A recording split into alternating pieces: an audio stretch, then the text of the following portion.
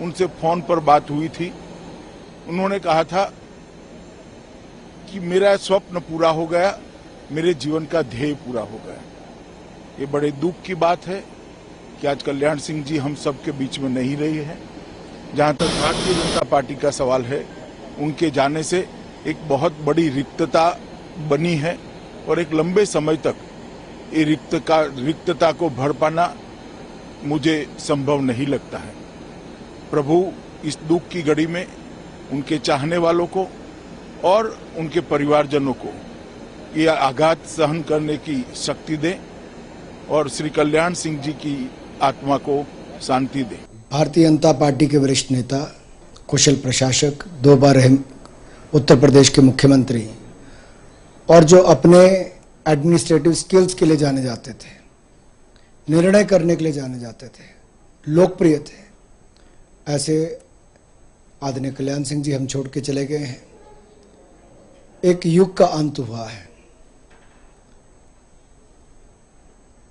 उस पीढ़ी में जिन वरिष्ठ नेताओं के नाम आते थे, उनमें से कल्याण सिंह जी का नाम था। लंबे समय तक वो लड़ाई भी लड़ते रहे, अस्पताल में उनका इलाज भी चल रहा था। समय समय पर हमारे पार्टी के वरिष्ठ नेता उनका हालचाल पूछने भी गए, लेकिन अंततः वो हमें छोड़ कर गए हैं। उनकी निधन पर मैं पूरी भारतीय जनता पार्टी की ओर से, सरकार की ओर से भी गहरा शोक प्रकट करता हूं। और मेरा मानना है कि हम जैसे युवाओं ने उस समय बहुत कुछ उनसे सीखा। जब राम मंदिर की मूवमेंट चल रही थी, उस समय उत्तर प्रदेश में बहुत कुछ हुआ भी, जिसके वो साक्षी भी रहे, उनकी सरकार भी थी। मैं तो यही कहूँगा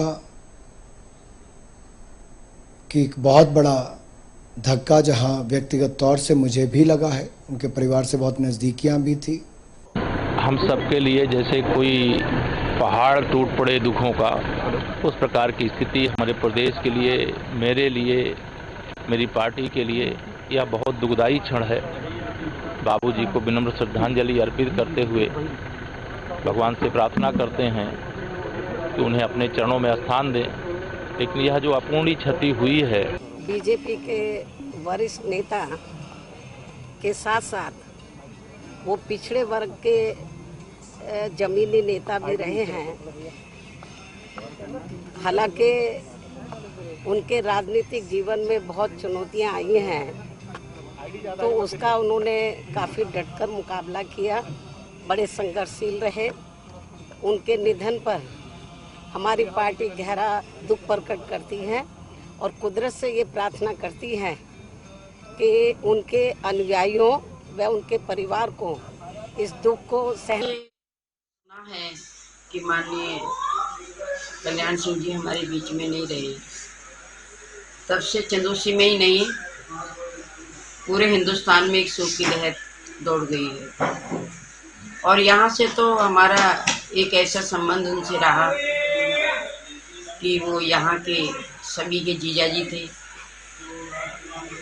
और जब इस प्रकार की कोई सूचना हो जाती है, जहाँ पर इस प्रकार के संबंध हो, तो वहाँ असीम दुख होना एक स्वाभाविक है।